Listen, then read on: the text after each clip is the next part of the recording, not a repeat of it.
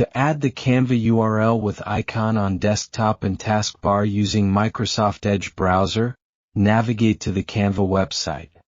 Click the three-dot menu in the top right corner of the browser window. Although this option allows you to install the website as an app as well. However, to pin the website on taskbar, bring mouse cursor over the More Tools option. From there, you can choose Pin to Taskbar option. Click Yes on the pop-up dialog. The website shortcut will be instantly added to taskbar on the bottom of desktop screen. To add Canva page link as desktop shortcut, resize the Edge browser to make your desktop visible. Then drag the security icon and address bar and drop it on your desktop.